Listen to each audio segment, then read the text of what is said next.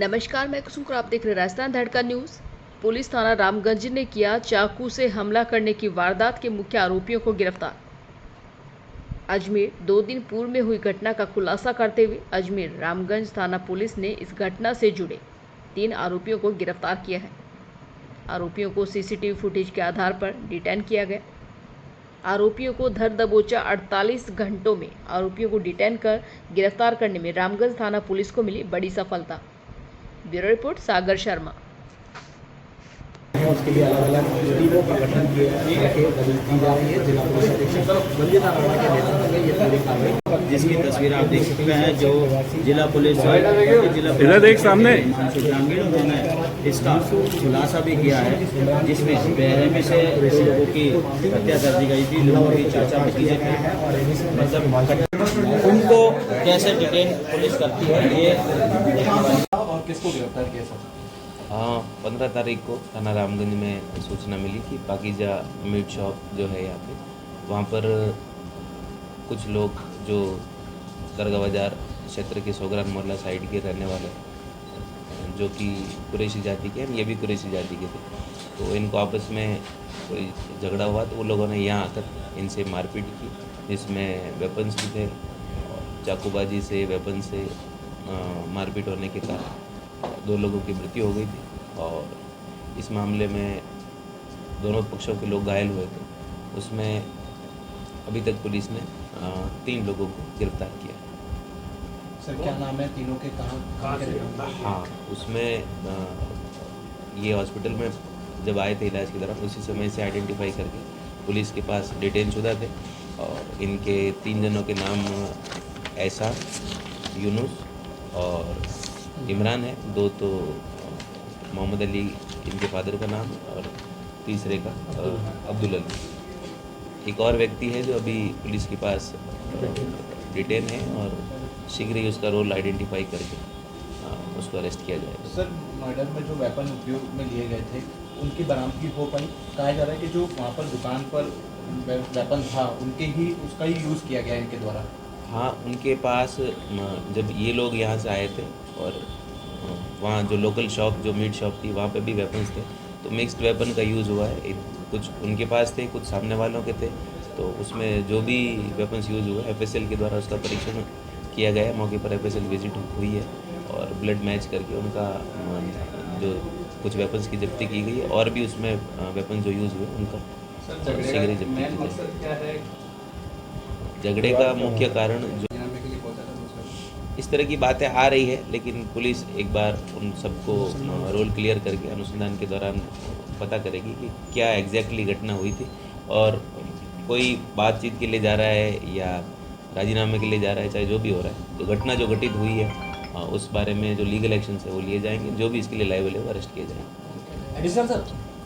इसमें कई तरह के व्यूज़ आ रहे हैं, जो इन्वेस्टिगेशन में और ज्यों लोग अरेस्ट होंगे और जो घायल हैं उनके बयान लिए जाएंगे तो और चीज़ें सामने आती रहेगी। जैसा कि आपने बताया, इसमें 2 पिता 2 बेटे, 4 एक्यूज यही हैं। 2 पिता, उनके 2 बेटे, यानी 6 और भी कुल 14 लोग जो इन्होंने FIR में नामजद करवाए। तो 14 लोगों को नामजद करवाने के साथ ही CCTV फुटेज का विश्लेषण किया जा रहा है। उसमें जो भी चीज़ें आइडेंटिफाई होगी, किसका नाम है, किसका रोल है, कौन वास्तव में मौके पर मौजूद था, फुटेजेस सबके मौजूद है, तो क्लियर कट उसमें फेस रिकॉग्निशन हो रहा है कि कौन क्या है। तो धीरे धीरे जो भी है सारों का रोल आइडेंटिफाई करके उनको अरेस्ट किया जाए। जो अन्य घायल है उनकी क्या स्थिति है?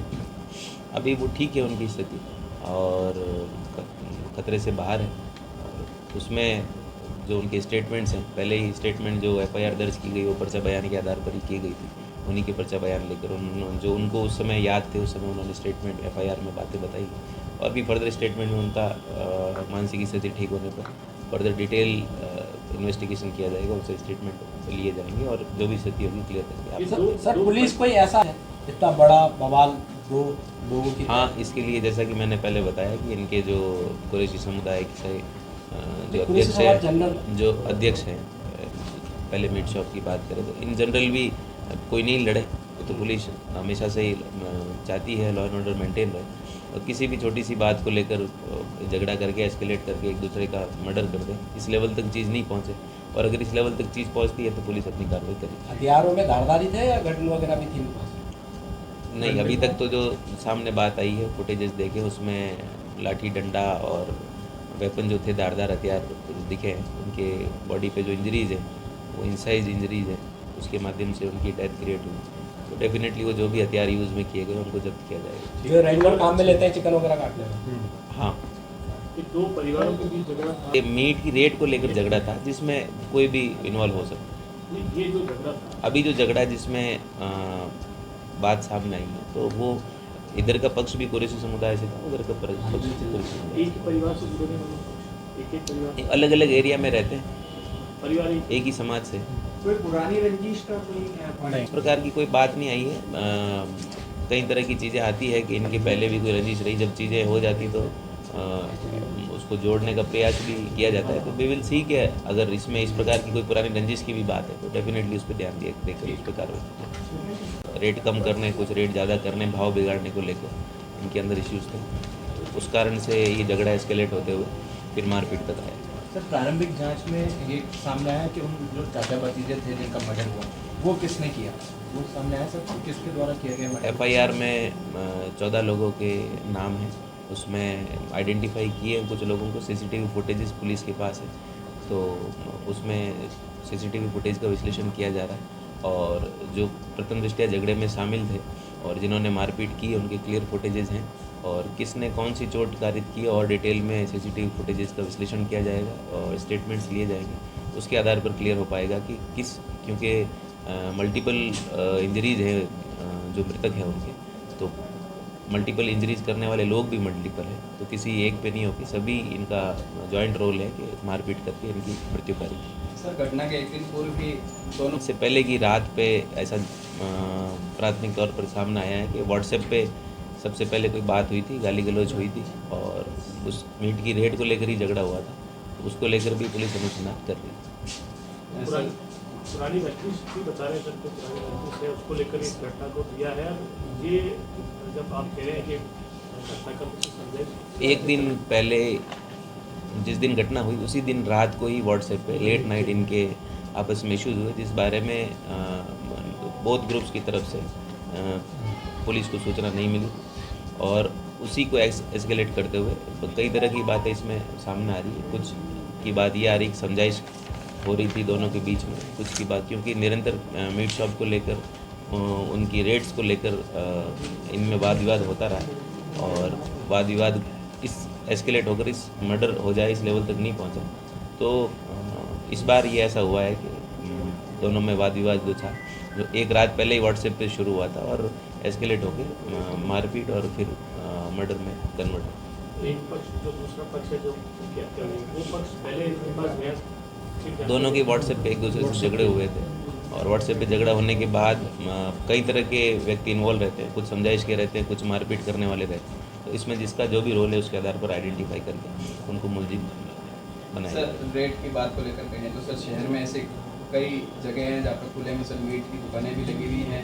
रामगंज थाना इस मामले में जो कुरैशी समाज है, जिसमें अधिकतर दुकानें जिनकी शॉप्स हैं, उनके अध्यक्ष से बात की गई है, और भी लागे उनको समझाइश की जाएगी, आपस में ये लोग बैठ कर उसका रेट डिसाइड कर लें, और जो भी इसमें एजेंसीज और लाइबल होगी उनसे मीडिएशन करवा के उनका ये जो झगड़ा है उसको मिनिमाइज कराने का प्रयास किया जाए। शहर में भी अवैध रूप से सर के लिए नगर निगम को अवगत कराया गया है, इसमें जो भी फर्दर एक्शंस होंगे उसके बारे में इसमें अब कौन कौन फरार है सर पता है, और उसके लिए टीम का गठन कर दिया गया है।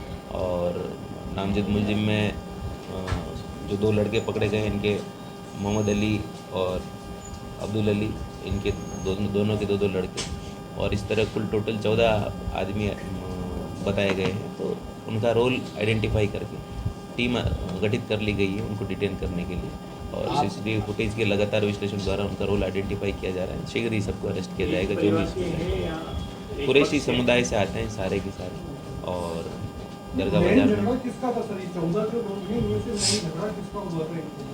सबका रोल आइडेंटिफाई किया जा रहा है कि किसने एस्केलेट किया, मूल रूप से झगड़ा किन 2 के बीच था, वो सारी डिटेल आने पर आपको बताया। सर, ये जो घटना